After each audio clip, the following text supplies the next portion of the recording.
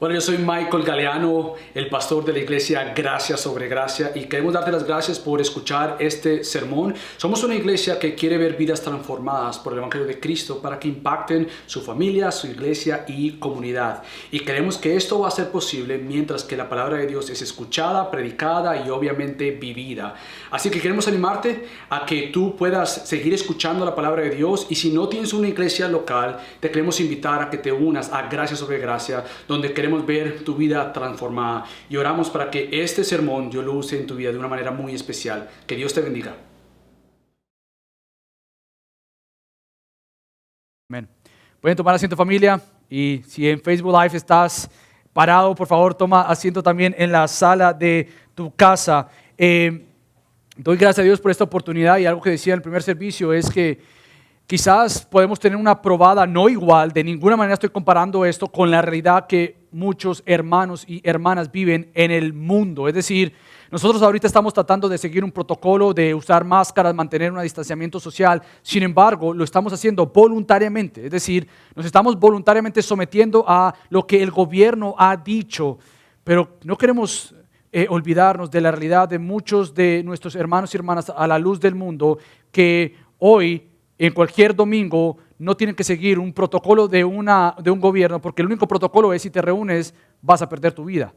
Así que esto que estamos viendo de incomodarnos por el distanciamiento social, el incomodarnos por el no podernos abrazar, el incomodarnos por tener que usar una máscara, en realidad no se compara a lo que muchos hermanos y hermanas alrededor del mundo, en iglesias que tienen que reunirse a escondidas, sin una luz prendida, porque realmente no se pueden reunir. Así que damos gracias a Dios porque nos podemos reunir a plena luz del día con todas estas cosas que nos incomodan, pero gracias a Dios que estamos aquí y les extrañamos a ustedes, familia. Y parte de lo que yo quiero hacer es explicar un poco la razón de la serie que he querido que camináramos juntos, y es la siguiente: ¿por qué tener este título de esta serie, Mi Gran Señor para Toda Prueba? Bueno, realmente ahora tenemos una prueba que a todos nos está afectando, y es el coronavirus. Esto es algo que a todos nos está afectando, es una pandemia mundial, pero no simplemente es una pandemia mundial, sino que yo también quisiera que entendiéramos más las pruebas, porque todos aquí hemos pasado por pruebas,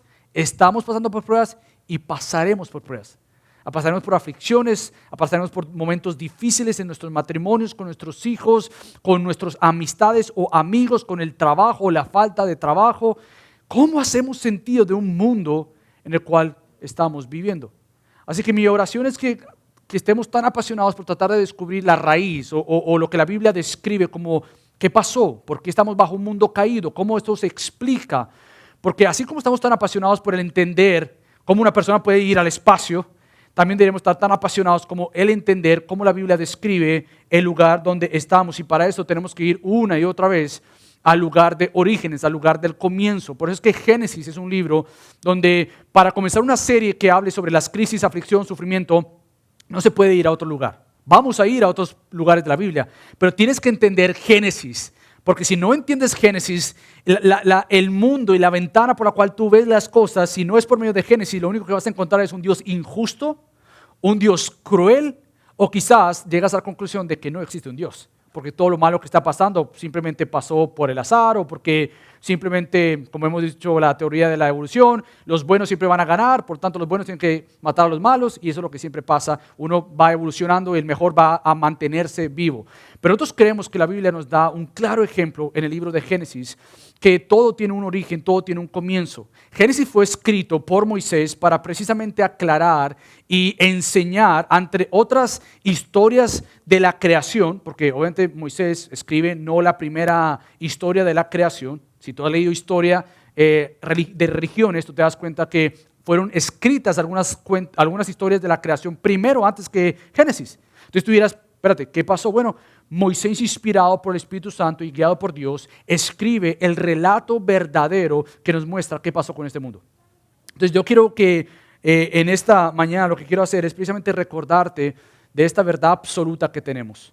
Yo sé que ante un mundo donde promociona y promueve una verdad relativa, es decir, lo que es verdad para ti, lo que es verdad para ti, bueno, lo que es verdad para mí es bueno, todos tenemos ciertas verdades, y la Biblia dice no. aunque sea algo que aplaude la cultura, un modelo de tolerancia, tú me toleras, yo te tolero, pero realmente la Biblia nos permite decir con mucha humildad y con mucho amor, solo hay una verdad absoluta. Y esa verdad absoluta se encuentra en la palabra de Dios. Así que yo quiero que vayas conmigo para tratar de entender más este corazón que se mueve hacia la maldad y la maldad en la que vivimos en este techo de la creación, por decirlo así. Así que yo quiero que vayas conmigo a Génesis, capítulo 6. Y vamos a ver los versículos del 1 al 12. Génesis 6, del 1 al 12, nos va a ayudar a entender una ventana de la maldad del corazón de la humanidad y por ende aún nuestra inclinación hacia el mal.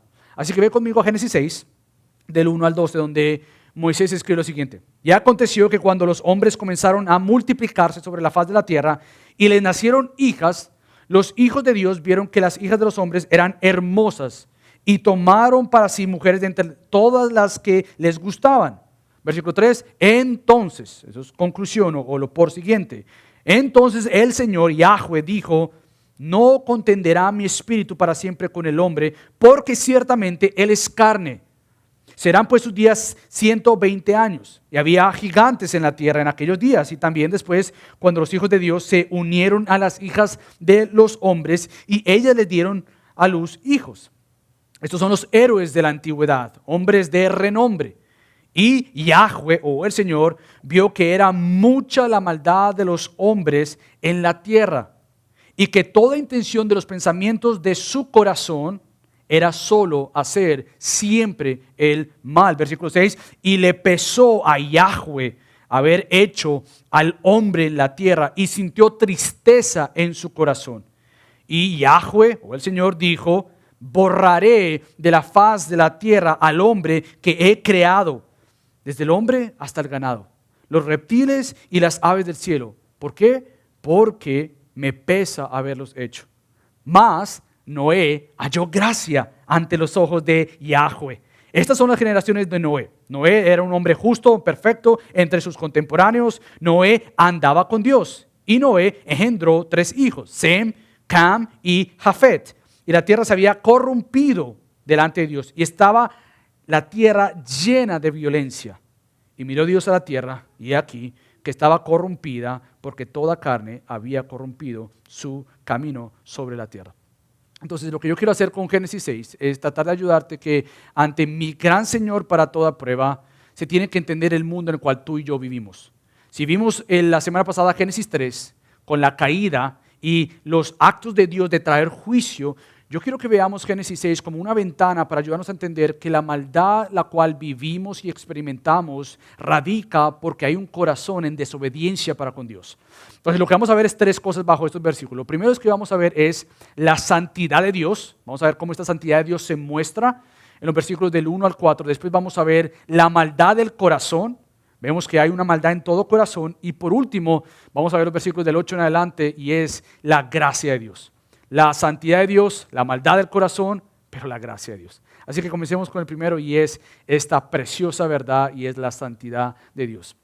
Ahora, quiero recordarte que obviamente Génesis 6 le sigue a Génesis por lo menos 4 y 5. Hemos visto que Génesis 1 y 2 muestra el relato de Dios que Él creó y vemos una frase muy repetida y es bueno, bueno, bueno. Y el Señor dijo que era bueno. Y el Señor hizo al hombre y a su mujer y el hombre y a la mujer a su imagen, a la imagen del Dios Trino. Sean fecundos y multiplíquense. Pero vimos la semana pasada que en Génesis 3 hay un relato y es la caída de Adán y Eva, la desobediencia de Adán y Eva. Ellos caen, desobedecen, deciden ceder ante las mentiras de Satanás y ceder ante tu tentación y pecan contra Dios y entonces Dios trae juicio. Ahora, Génesis 4 y 5 nos dan, por decirlo así, una ventana en la cual podemos mirar y decir, pero entonces, ¿qué pasó después de la caída? Bueno, el pecado entró. ¿Y cómo se vio el efecto del pecado? Bueno, tú te das cuenta, por ejemplo, en Génesis 4, la historia triste y dolorosa de la muerte de uno de los hermanos. Pero lo triste y doloroso de esto no es que simplemente falleció por un accidente, por una enfermedad, falleció porque su otro hermano lo mató. Entonces tenemos la historia, por ejemplo, de Caín y Abel, que uno mata al otro, es decir, Caín mata a Abel, pero a la misma vez una de las cosas preciosas de la Biblia es como Dios da promesas o de alguna manera nos da indicaciones de que Él sigue gobernando. Vemos la maldad, pero Dios trae esperanza. Vemos la maldad y Dios trae algo de luz de decir, espérate Dios, por favor. Y eso lo vemos con el hijo que le nació a Adán y Eva y llamado Set, quien a la misma vez él tuvo un hijo llamado Enos. Y si tú te das cuenta, el versículo 26 del capítulo 4 termina con las siguientes palabras. Por este tiempo comenzaron los hombres a invocar el nombre de Yahweh, el nombre del Señor. Y nosotros diríamos, genial, ya todo empezó a tornarse para bien. No, porque tú te vas a Génesis 5 y te das cuenta de otra triste realidad, y es las genealogías. Es decir, los nombres de quiénes son los hijos de Adán y Eva, y este le nació a quién, y este le nació a quién, y todo esto. Ahora, ¿qué es lo triste de las genealogías? Que hay una palabra que marca cada genealogía, y es la palabra muerte. Tal persona vivió y murió. Tal persona vivió y murió. Entonces tú te das cuenta que Génesis 5 aún trae cierta tristeza y cierto peso por las consecuencias del pecado, que obviamente Dios dijo, han pecado, Génesis 3:19, pues volverás a la tierra. Es decir, muriendo morirás. Esa es la condición de todo humano. Vamos a morir, no simplemente espiritualmente, venimos al mundo muertos espiritualmente, pero a la misma vez nuestros días en la tierra están contados. Entonces vemos estas verdades de Génesis 5, pero otra vez, algo que vemos en Génesis 5 es el relato de la esperanza de Enos, ¿te acuerdas? No de Enos, de Enoc, que Moisés escribe sobre Enoc, que era un hombre que anduvo con Dios. Y vemos que Enoc experimentó, vivió este milagro de Dios de llevárselo a su presencia. Dios lo llevó con él. Pero también termina Génesis 5 con una historia que es el nombre de Noé. ¿Tú te acuerdas qué es lo que significa el nombre de Noé? Bueno, el nombre de Noé significa descanso, significa consuelo. Y por eso es que el versículo 29 de Génesis 5 dice, este nos dará descanso de nuestra labor. Acuérdate de Génesis 3. Consecuencia, hombre, trabajarás. Nos dará descanso de nuestra labor, del trabajo de nuestras manos, por causa de la tierra que el Señor, Yahweh, ha maldecido. Génesis 3.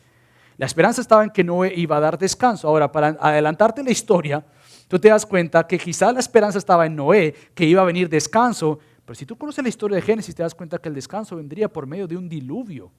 Entonces no era que iba a haber un consuelo o una esperanza de que la tierra iba a descansar en el sentido de que todos iban a estar en paz. No, la esperanza vendría por medio del juicio santo de Dios, de decir, voy a quitar lo que he creado porque en su corazón hay mucha maldad. Ahora tú dirás, pero ¿por qué repasar Génesis 4 y 5? Bueno, porque si vamos a Génesis 6, no vamos a poder entender. Y al contrario, vamos a concluir que Dios es un Dios injusto. ¿Cómo Él puede borrar la humanidad? ¿Cómo puede Él quitar animales de la creación? ¿Cómo puede ser posible que un Dios bueno haga tal cosa? Bueno, Dios es bueno, pero Dios es santo y Dios es justo y tiene que condenar el pecado. Entonces no vamos a poder entender Génesis 6 si no entendemos Génesis 4 y 5 y obviamente si no entendemos Génesis 3. Por lo tanto, es importante el recordar que Génesis 4 y 5 lo que nos ayuda a entender es, mira, esta es la vida después de la caída, Génesis 3, pero a la misma vez esta es la vida antes del diluvio. Entonces Génesis 4 y 5 funcionan como ventanas para ayudarte a entender a ti cómo es posible que la humanidad siga creciendo en maldad y a la misma vez cómo es que Dios va a reaccionar o responder, como respondió en Génesis 3, ante la maldad de la humanidad. Ahora, ya para entrar en Génesis 6, tú te das cuenta que el versículo 1 comienza diciendo que crecieron, o es decir, el número de los humanos fueron creciendo, o crecieron, se multiplicaron, y de una vez tú te das cuenta que Dios sigue cumpliendo lo que Él le había dicho a Adán y Eva en Génesis 1 y Génesis 2. Multiplíquense, sean fructíferos, llenen la tierra. Bueno, aquí vemos un relato que Dios sigue siendo fiel a su promesa. Sigue siendo fiel a su palabra. Ahora, también nos damos cuenta de otra frase que yo quisiera pasar un tiempo tratando de explicar, y te soy honesto, quizás va a ser un poco, va a surgir más preguntas que respuestas, pero quiero llevarte a esta frase de Génesis 6, versículo 2, que dice, y los hijos de Dios vieron que las hijas de los hombres eran hermosas y tomaron para sí mujeres de entre todas las que les gustaban. Ahora, tú te preguntas, ¿qué querrá decir estos hijos de Dios? ¿Quiénes son estos hijos de Dios? Bueno, yo quiero explicarte, porque es un capítulo bien difícil. Quiero tratar de ayudar a entender esto. Ahora, los hijos de Dios en el Antiguo Testamento es una descripción para las criaturas angelicales creadas por Dios. Otra vez, déjame tratar de decirlo, hijos de Dios en el Antiguo Testamento, no te vayas al Nuevo Testamento todavía, porque yo sé que el Nuevo Testamento habla que la iglesia, los creyentes somos hijos de Dios, no corras allá, tratemos de entender el Antiguo Testamento primero. Y Génesis 6, cuando dice los hijos de Dios, esto es una indicación de las criaturas angelicales creadas por Dios. Y tú dices, genial, entonces era gente buena. No, porque también el Antiguo Testamento habla que estos hijos de Dios también es una descripción a criaturas o ángeles caídos, criaturas caídas, a ángeles que habían desobedecido al Señor. Entonces tú dices, espérate, entonces Génesis 6, 1, 2, perdón, está hablando de ángeles caídos. ¿Estos hijos de Dios es una referencia a ángeles caídos? Sí. Ahora, ¿por qué podemos entender esto? Bueno, si tú te vas a Job, tú te das cuenta en el capítulo 1 de Job, que hay una frase que es similar a esta, pero que hay un agregante o algo que se agrega ahí. ¿Qué es? Déjame leértela. Dice, por ejemplo, Job 1:6, que los hijos de Dios vinieron a presentarse delante de Yahweh o delante del Señor. Y escucha esto, y Satanás vino también entre ellos. Ahora, lo que tenemos aquí entonces es una descripción en Génesis 6:2, que los hijos de Dios en este caso eran ángeles caídos que desobedecieron a Dios y que junto con Satanás, Lucifer, fueron echados o arrojados de la presencia del Dios Santo, porque obviamente Dios no tolera el pecado. Dios es un Dios santo y justo. Por ejemplo, si tú te vas a Apocalipsis capítulo 12, versículos del 7 al 9, te vas a dar cuenta de esta historia que Juan relata, que cuando un ángel, Lucifer, se levantó contra el Señor, Dios los expulsó de su presencia y se llevó consigo a una gran cantidad de ángeles. Ahora, ¿por qué menciono esto? ¿Por qué menciono, y vamos a explicar un poco más los hijos de Dios, estos ángeles caídos o demonios, y por qué es importante hablar de esto? Bueno, la maldad y el sufrimiento y la aflicción que vivimos, por más que tiene una explicación de nuestro corazón pecaminoso, yo quiero que tú entiendas que hay alguien que quiere destruir tu vida, y es Satanás. Hay alguien que quiere destruir tu matrimonio, y es Satanás. Hay alguien que quiere destruir las relaciones con nuestros hijos, nuestras amistades. Hay uno que tiene una agenda en mente y es traer destrucción. Y nosotros tenemos que entender la creación, por más que ha sido manchada por el pecado, hemos caído a la luz de Adán y Eva, todos hemos heredado una corrupción total en nuestra tendencia hacia el mal. No podemos decir, bueno, pues simplemente es una guerra conmigo mismo y ya. No, es una guerra con tu propio corazón, como vamos a ver, pero a la misma vez hay otra realidad y es que Satanás te va a poner a morder cable, como me decía un amigo, pastor Luis Méndez. Michael, tú no has sabido lo que es que Satanás te ponga a morder cable. ¿Cómo así? Bueno, Satanás, por un lado tenemos dos extremos. Un lado tú te vas a aquellos que dicen, nada, Satanás no te va a interrumpir tu vida, no te va a molestar, Satanás ya fue derrotado, y aunque eso es cierto, fue derrotado, tiene sus días contados y ya su destino está asegurado. Sin embargo, Satanás quiere destruir tu vida. Él no está para con la familia. Él no está abogando para que la familia esté unida, Él quiere separación. Él no está abogando para que los hijos y los padres se lleven bien, Él quiere destrucción, Él quiere separación. Entonces tenemos que entender que toda tentación traída a nuestra vida, sí por Satanás que quiere hacernos caer, nosotros tenemos una responsabilidad y es no ceder ante sus mentiras. Entonces, ¿cómo luchamos contra esta mentira de Satanás? Bueno, yo quiero ayudarte a entender cómo el apóstol Pablo habla de Efesios capítulo 6 sobre esta guerra espiritual. Yo quiero que vayamos allá y voy a tratar de conectarlo con Génesis 6 todavía. ¿Por qué estoy hablando de esto? Bueno, porque Génesis 6, hijos de Dios, se refiere a ángeles caídos y vamos a ver cómo tentaron a hombres con mujeres para seguir las tentaciones de estos demonios, pero a la misma vez cómo esto puede afectarnos a nosotros hoy día. Fíjate lo que dice Pablo en Efesios 6, versículo 11.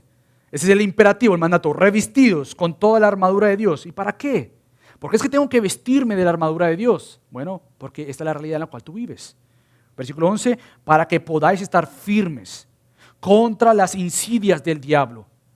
Satanás quiere destruirte, quiere destruir todo lo que Dios llama bueno.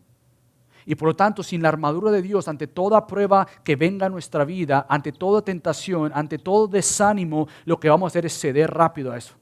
Pero Pablo dice, ármense de la armadura de Dios, porque nuestra lucha, escucha esto querido creyente, no es contra sangre y carne, sino contra principados, contra potestades, contra los poderes de este mundo de tinieblas, contra las huestes espirituales ¿de qué? De maldad en las regiones celestiales. Por tanto, querido creyente, tomad toda la armadura de Dios. ¿Para qué? Para que podáis resistir en el día malo. ¿Y cuál es este día? Todos los días.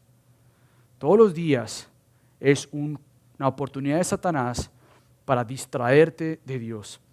Y según 2 Corintios capítulo 4, Satanás está en la misión de cegar a todo no creyente de ver la gloria de Dios en el perfil o en la cara de Cristo. Satanás quiere destruir. Él no quiere traer amor, Él quiere dividir, Él quiere destruir. Por eso es que Pablo dice, estad firmes. Y a lo largo de la historia tú ya sabes que lo que Pablo dice, estad firmes, obviamente es con la armadura de Dios. Y lo interesante es que lo que hace Pablo no es decirnos, tú batalla con Satanás. Dale, tú echa guerra con Satanás. ¿Sabes por qué? Porque el momento en que tú trates de echar o pelear con Satanás solo, te va a destruir. Por eso es que Pablo dice claramente que la manera en que nosotros luchamos contra las insidias de Satanás no es con nuestra propia sabiduría, es con la armadura de Dios. Nuestra lucha, nuestro llamado no es luchar, es permanecer firmes. Y la manera en que permanecemos firmes contra las mentiras de Satanás es con la armadura de Dios. Y esto es obviamente con el Evangelio, con la palabra de Dios y con todo lo que el apóstol Pablo menciona. Y ahora tú te preguntarás qué tiene que ver esto con Génesis 6. Bueno, lo que Pablo habla y lo que Moisés relata es que vivimos bajo este techo manchado por el pecado, un mundo caído, corrompido, pero hay otra realidad. Y es que vivimos en este mundo y este mundo es compartido con huestes espirituales o regiones celestiales y huestes espirituales de maldad. Vivimos un mundo compartido con huestes espirituales que están buscando otra vez no tu felicidad, están buscando tu destrucción. Están buscando nuevamente traer tentación y maldad a tu vida. Ahora, pero ante esa verdad, no caemos en un extremo que dice entonces Satanás es más poderoso que Dios. No, escucha esto. Por más que la creación, aunque ha sido manchada por el pecado y trae influencia de Satanás con sus mensajeros para destruir tu vida, hay una realidad para el creyente y es la siguiente. Toda prueba o toda tentación que Satanás traiga a tu vida, bajo su mano que Dios le ha permitido obrar, se encuentra una mano superior. Y es la mano de Yahweh, la mano del soberano Dios, que permite toda prueba y permite aún a Satanás tentar a tu vida, traer aflicción a tu vida, pero siempre y siempre siendo gobernada y dirigida por la mano poderosa de Dios. Y por eso es que Job nos da un relato de cómo es que esto, no simplemente en la vida de Job, pero en la vida de todo creyente. Nosotros descansamos en que nuestra vida está siendo gobernada por este soberano Señor. Ahora, nuevamente dices, ¿cómo conectas esa realidad de la guerra espiritual o de estos mensajeros de Satanás que quieren destruir y distorsionar el plan de Dios para mi vida? Bueno, regresamos a Génesis 6 y nos damos cuenta precisamente que algo similar sucede aquí. Los hijos de Dios, que son ángeles caídos, quieren al ver a mujeres, hijas de hombres, se casan con ellas tomando cuerpos de hombre para engañar. Y por lo tanto, yo estoy de acuerdo con el pastor John MacArthur que dice lo siguiente. Escucha lo que él dice. En este versículo lo que encontramos es la primera invasión registrada para nosotros de la fuerza satánica en la vida humana. Sabemos que Satanás mismo entró en el jardín y se enfrentó a Adán y Eva, pero aquí está en plural. Hijos de Dios, bajando, tomando esposas de las hijas de los hombres. Y esa es la primera descripción de una gran invasión, una invasión demoníaca. Todo este texto está diseñado para demostrar cuán malvado se ha convertido el hombre. Entonces, lo que encontramos aquí es nuevamente esta idea que por más que Dios permitió que Adán y Eva se multiplicaran, su descendencia creciera, a la misma vez hay un contraste de lo que es estos hijos de Dios. Otra vez, cuando hablas de hijos de Dios aquí, entiende ángeles caídos, desobediencia para con Dios. Pero a la misma vez hay una descripción que estos ángeles caídos, demonios, ven hijos e hijas de hombres y se casan con ellos. Y aun cuando Dios permite la multiplicación por medio de Adán y Eva y todo esto, encontramos aquí entonces que no simplemente es que la humanidad se multiplicó, pero nos damos cuenta que no simplemente el número creció, pero la maldad creció, el pecado creció, la propagación del pecado, la propagación de la práctica del pecado y aún esta proclamación del pecado. Por eso es que vemos que estos ángeles caídos toman posesión de cuerpos de hombre y se casan con mujeres. Ahora la pregunta es, ¿por qué y qué sería lo que estas mujeres y los padres de estas mujeres, al escuchar que estos hombres venían y les ofrecían algo, qué es lo que ellos le ofrecerían a estas mujeres y a estos padres para entregar a sus hijas? ¿Qué es esto que posiblemente estas personas poseídas por Satanás y por sus mensajeros, ¿qué es esto que les conllevó a decir, sí, aquí están mis hijas? Bueno, de igual manera, creo que es muy similar a la mentira que Satanás viene usando desde Adán y Eva y viene usando todos los días. Como hemos dicho, Satanás no te va a presentar la verdad que están detrás de sus mentiras. Satanás siempre va a presentarte una imagen bonita, una imagen que quiere hacerte crecer y hacerte sentir mucho mejor. Por ejemplo, el pastor MacArthur nuevamente diría, puede ser que el enemigo les dijo lo siguiente, oye, podemos vencer esto. La pregunta que nos hacemos es, ¿qué es esto? Bueno, ¿te recuerdas lo que acabo de decir de Génesis 4 y 5? Que aparece en las genealogías algo, muerte, muerte, muerte. Desde la caída de Adán y Eva, toda la raza humana de alguna manera rechaza la muerte. No queremos morir. Y queremos ver cómo mantenemos esto que es vida. Bueno, simplemente puede ser que Satanás y los mensajeros de Satanás ofrecieron esto, sino también puede ser que les haya dicho, no solo te daremos vida eterna, sino que te haremos como Dios. Entonces la gente abrazó las mentiras del demonio. Ahora, esa es una realidad, no simplemente del tiempo de Noé, pero es una realidad de nuestros días. Pero lo interesante aquí es que Moisés describe que Yahweh, el Señor, contesta en el versículo 3, no contra los hijos de Dios caídos, es decir, los demonios, pero habla de el hombre, es decir, de nosotros. Dice, entonces el Señor Yahweh dijo, no contenderá mi espíritu para siempre con el hombre, es decir, con la raza humana, porque ciertamente él es carne. Dios pone límites y dice, sus días serán 120 años. Ante la maldad de Satanás, ante la maldad que apela a nuestro corazón y estas mujeres junto con sus padres ceden a las mentiras de Satanás, lo que encontramos entonces es que Dios siempre va a bajar a todo humano que piense llegar a ser como Dios. Lo hemos visto con Adán y Eva, ustedes quieren ser como yo a su tiempo y a su manera, condenación vino hacia ellos. Lo hemos visto aquí en Génesis 6 cuando estos hombres engañan o estos hombres poseídos por los demonios engañan a las mujeres junto como engañan a sus padres por la idea de ser grandes o hacerse un nombre. Bueno, lo mismo lo vemos unos capítulos más adelante en Génesis 11. Creo que vemos en Génesis 11 la torre de ¿qué? De Babel. Y creo que sucede ahí, hagámonos un nombre grande. ¿Y qué es lo que hace Dios?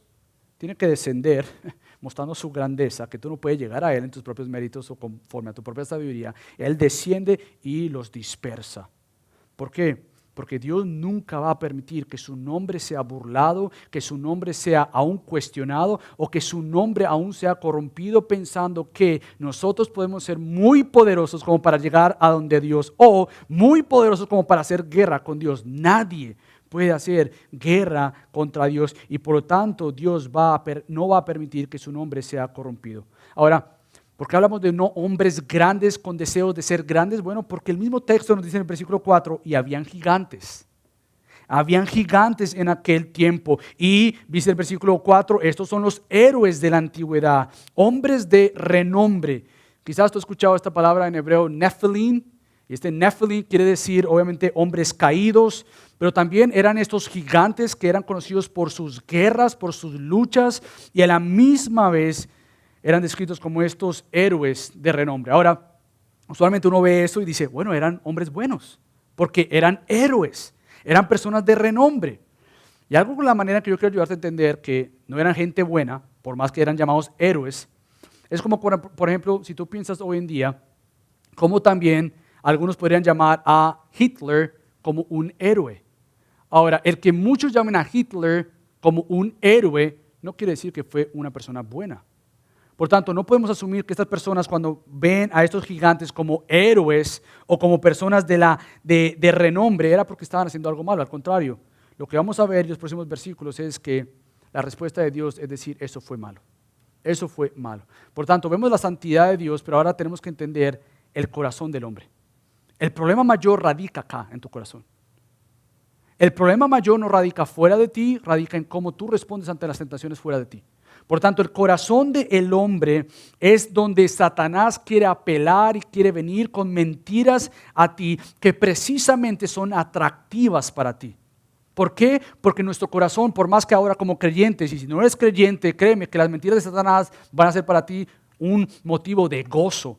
Porque no tienes otra área que comparar, no tienes un lugar para tú entender la verdad de Dios. Pero para el creyente, es entender esta verdad, que obviamente las mentiras de Satanás aún afectan mi corazón. Las tentaciones de Satanás y de este mundo todavía apelan a mi corazón, porque obviamente nuestro problema todavía radica aquí, a pesar de que tenemos un nuevo corazón. Entonces la guerra nuestra debe ser cómo desear más a Dios por encima de cualquier pecado. Cómo yo lucho contra esta tendencia mía de traer justicia en mis manos, o esta tendencia mía de ceder ante las mentiras de Satanás. Cómo lucho ante estas falsedades de Satanás. Ahora, ¿por qué decimos que el problema radica en tu corazón y en mi corazón y el corazón de la humanidad? Porque precisamente eso es lo que Dios dice. En el versículo 5 dice que el Señor vio que era mucha la maldad de los hombres en la tierra, y que toda intención de los pensamientos de su corazón era solo hacer siempre el mal. Esta es una descripción nuevamente de cómo un corazón afectado por el pecado, aún en el momento de nacer, es un corazón corrupto en su totalidad, dado para pecar. No hay persona que nazca que sea justa delante de Dios. No hay persona que nazca que sea inocente delante de Dios. Que no conozca el pecado, sí. Que no sea consciente que está pecando y que es un pecador delante de Dios, obviamente. Pero su falta de conocimiento de esta verdad no lo hace delante del Dios Santo, no culpable de heredar esta naturaleza caída que todos hemos heredado. Ahora tú lo ves simplemente mirando la cultura a nuestro alrededor, que a todo lo que Dios llama bueno, el mundo y la cultura lo llama malo. Y a todo lo que Dios llama malo, la cultura de hoy llama bueno. Esta es la guerra del corazón, que ante las verdades de Dios siempre vamos a ver un corazón que es inclinado hacia el pecado. Entonces Satanás lo que hace es que conoce nuestro corazón, como conoce el corazón de Adán y Eva, de esta generación de Noé, como nuestro corazón, y va a apelar con mentiras a nosotros que nos prometen dar cosas que supuestamente Dios o no quiere darnos o no nos puede dar. Y el corazón nuestro, aún inclinado hacia la maldad, es creer muchas veces que lo que Satanás nos está ofreciendo es un mejor negocio o una mejor verdad de lo que Dios nos está diciendo a nosotros. Pero lo que vamos a ver es que obviamente toda mentira de Satanás lo que busca es destruir tu vida. Ahora, por ejemplo, tomemos el caso del racismo. Otra vez, el racismo no es el problema. El problema es tu corazón que es afectado y se manifiesta en racismo. Entonces tenemos que hablar del racismo, no podemos negar el racismo, porque el racismo sí es una verdad que está pasando y lo vemos todo el tiempo, pero el problema radica aquí en mi corazón. Entonces tomemos por ejemplo el racismo y la discriminación por un momento. Satanás puede que te diga a ti y a mí, tú eres mejor. ¿Por qué? Porque mira tu color de piel. O tú eres mejor. ¿Por qué? Porque fíjate, tú eres más valiosa o más valioso por tu nivel económico. Tú eres más que esta persona.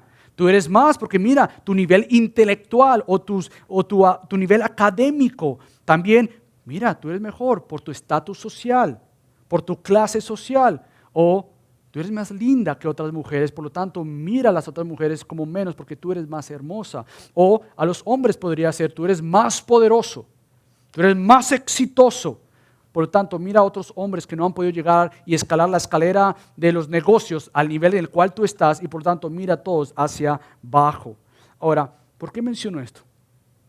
Porque como vemos, Satanás busca distorsionar y pervertir todo lo bueno que Dios ha creado. Él busca romper y distorsionar todo este diseño hermoso, y esa palabra lo usó específicamente, porque todo lo que Dios ha creado es bueno y esto que Dios ha creado que toma forma en todo color. La raza humana es una, pero a Dios le plació deleitarse a sí mismo en crear diferentes colores, diferentes expresiones en nuestro contexto físico. A Dios le ha placido todo esto con rasgos físicos y a Dios le place traer armonía entre las personas que pueden ver más allá de la marca de ropa en la cual tú traes, de la marca del carro el cual tú manejas, de la casa de lujo la cual tú tienes, o aún más allá del diploma que está colgado en tu pared. Por eso es que la Iglesia de Cristo es la única institución creada por Dios para realmente proclamar la verdad de Dios, que Dios ha creado una raza humana y que todos somos del mismo valor y dignidad delante de Dios Trino. Es la Iglesia la única que puede decir, espérate, por más que mi corazón inclinado hacia el mal, hacia el pecado, va a querer inclinarse hacia un color o hacia un cierto tipo de estatus social o cierta clase de académica, mi corazón se va a lidiar hacia eso. Eso es pecado. La iglesia es la única que puede decir con seguridad, Cristo ha comprado una iglesia por medio de la sangre de Cristo, que está compuesta de todo tipo de clase de personas, porque Cristo nos ha comprado y Él ha prometido comprar para sí una gente de toda tribu, de toda lengua, de toda nación. La iglesia debe proclamar estas grandes verdades, porque lo que tenemos no fue logrado por un hombre. Fue logrado por el Dios que se hizo hombre y vino y habitó entre nosotros y fue a la cruz a morir por nuestro pecado. Nosotros, la iglesia, tenemos la responsabilidad de decir, ¿no vamos a tomar justicia en nuestras manos? Sí. ¿No vamos a tomar justicia en destruir otras cosas que no son nuestras? Pero a la misma vez no vamos a permitir que sigan habiendo maltratos hacia personas por discriminación o a personas por su color de piel, porque todos somos de la misma raza humana, pero la iglesia es la que levanta esta bandera más grande porque sabe que la iglesia no está compuesta por una nacionalidad o color de piel o estatus social. La iglesia es la iglesia de Cristo, que Él ha comprado un pueblo para sí. Ahora, ¿cómo explicamos la tristeza de Dios?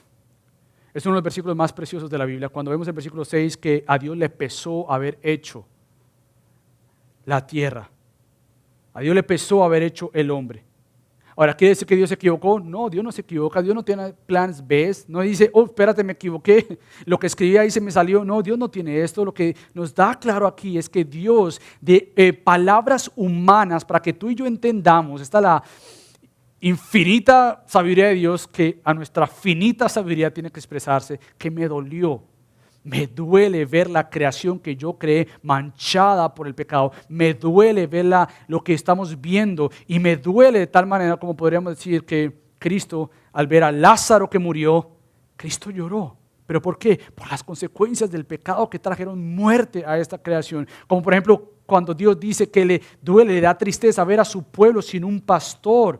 A la misma vez que vemos que Romanos 8 dice que la creación entera gime, como con dolores de parto, por la revelación de los hijos de Dios. Gime por esto que el Nuevo Testamento ha declarado como los nuevos cielos y la nueva tierra. Entonces Dios le pesó en el sentido de decir, he visto maldad, versículo 5, he visto corrupción, versículos 11 al 12, y he visto violencia, versículo 13. Por lo tanto, mi santo juicio es extender juicio a toda esta maldad del hombre.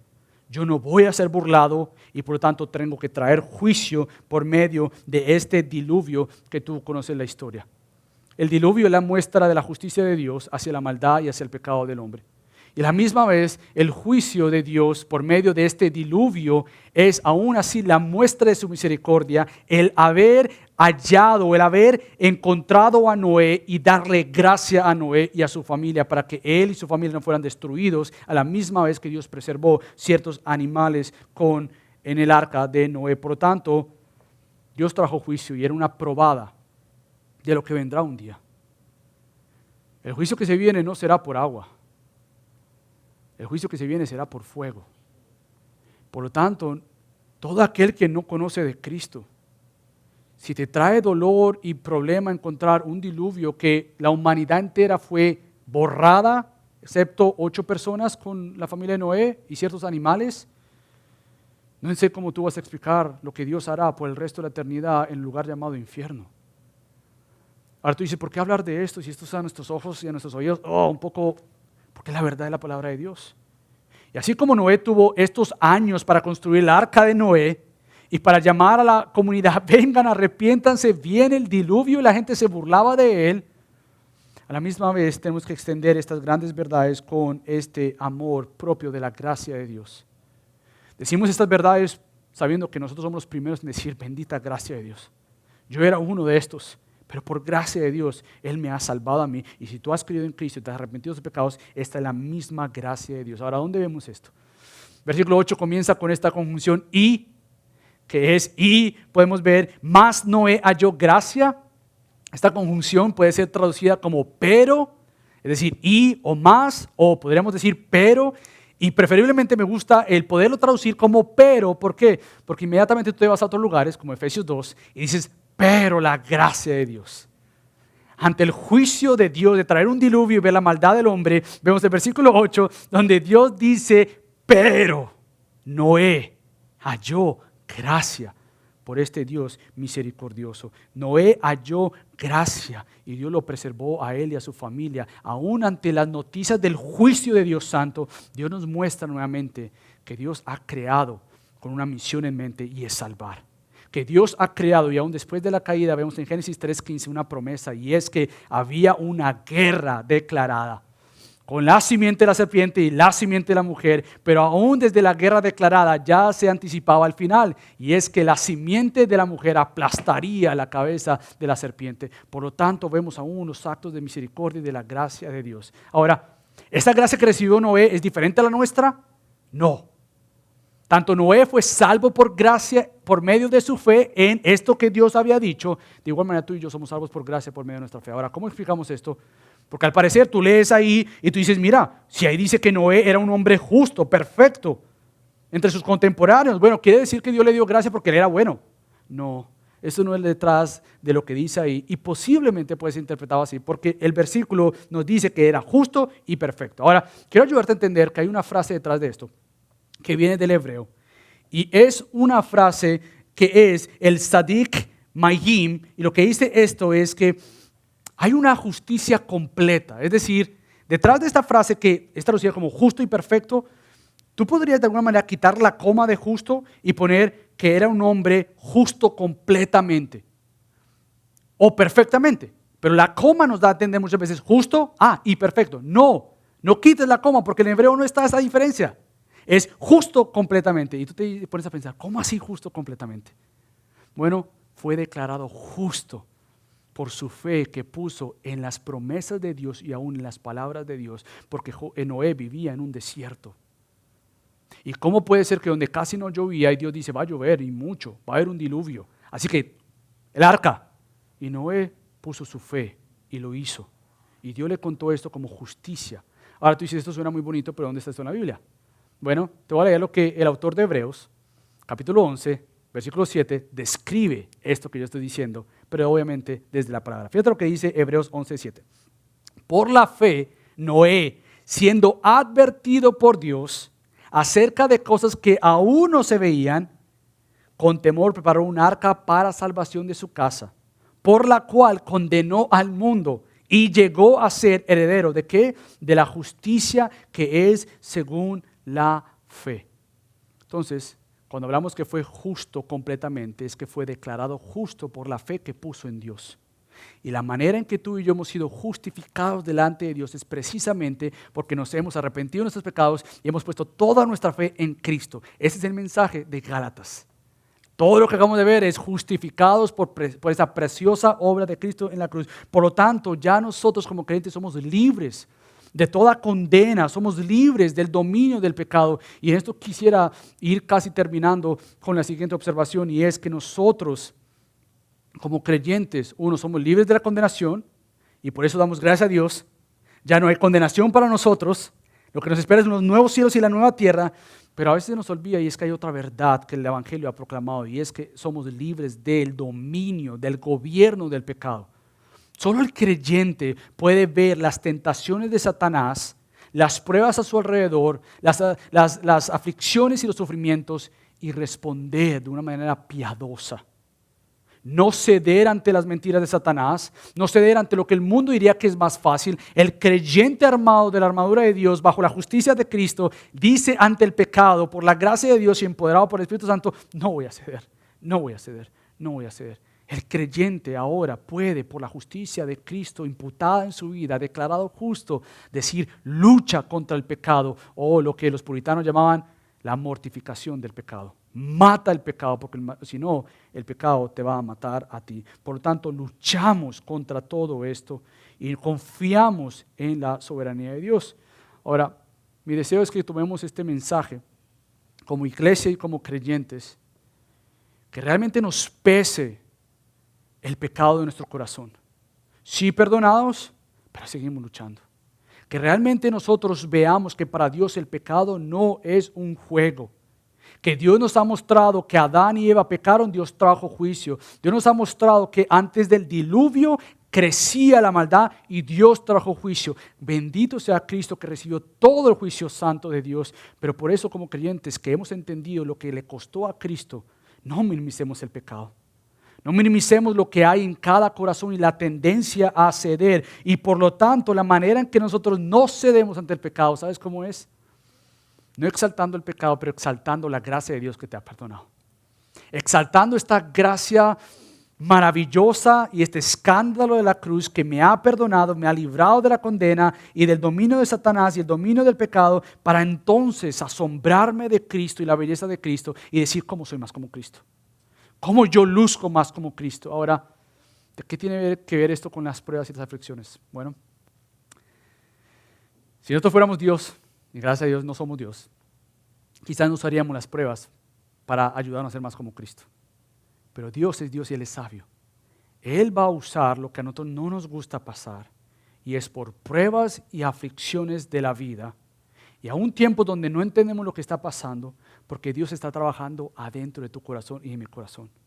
Por lo tanto, Dios es un experto en usar aflicción y pruebas y sufrimientos para entonces revelar lo que hay en mi corazón, sacarlo a la luz con el fin no de destruirme, si soy creyente, pero con el fin de hacerme más como Cristo. Y por eso quiero terminar recordándote lo siguiente: ¿qué es una prueba? Y esto lo vamos a ver en todos los sermones. ¿Qué es una prueba? Bueno, una prueba es toda oportunidad que Dios trae a nuestra vida. ¿Para qué? Para transformarnos a la imagen de Cristo por medio del poder del Espíritu Santo, que nos hace crecer en santidad y dependencia del Señor. Dios usa las pruebas y las cosas que no entendemos y las aflicciones de la vida. Y el Señor, ¿por qué permites esto? Porque Dios está diciendo, porque estoy trabajando en ti, en tu santidad. Estoy trabajando en tu dependencia de mí. Porque si todo estuviera bien, ¿por qué me necesitarías a mí?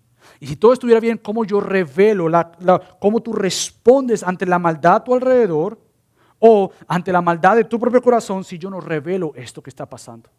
Pero no simplemente las pruebas es para crecer en santidad y en dependencia del Señor, sino también quiero recordarte nuevamente lo siguiente, y es que ante toda prueba, toda aflicción, todo sufrimiento, recuerda estas 3 S's.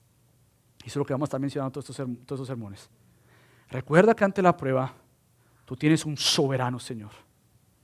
Que ante las pruebas que Él mismo permita traer sobre tu vida, aunque Satanás traiga sobre tu vida, están siendo gobernadas por el soberano Señor. Y a la misma vez no es un Dios soberano que no sabe, es un Dios sabio que sabe todo. Y a la misma vez, por más que es un Dios soberano y sabio, no es un Dios distante. Por eso es que decimos que Dios es Dios suficiente. Que a pesar de la aflicción tú encuentres que hay alguien que te sostiene a ti. Que a pesar de la prueba tú puedas decir, Dios, no entiendo esto. Pero Padre, yo estoy escondido en tus manos.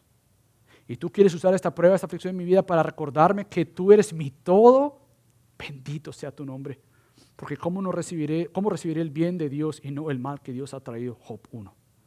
Por lo tanto, bendito sea el nombre del Señor, que es el dador como el que ha quitado. Para siempre sea su gloria. Bueno, familia, recuérdate, tenemos un gran soberano Señor, que es un gran sabio Señor y que es el suficiente Salvador. Así que permíteme orar. Padre Dios, te damos tantas gracias porque sé que este sermón y esta serie toca ciertas áreas de nuestro corazón que duelen, que confunden, pero por eso decimos que solo hay una verdad absoluta y está revelada en tu palabra. Así que Padre, ayúdanos a confiar en ti a pesar de que hay cosas que no entendemos. Y ayúdanos a no rendirnos ante las mentiras de Satanás, las mentiras del pecado. Ayúdanos, Señor, a estar firmes por la armadura del Espíritu Santo. Y la armadura tuya, Dios, que sobra a nosotros por el Espíritu Santo. Bendito sea tu nombre. Ayúdanos. En el nombre de Cristo Jesús. Amén.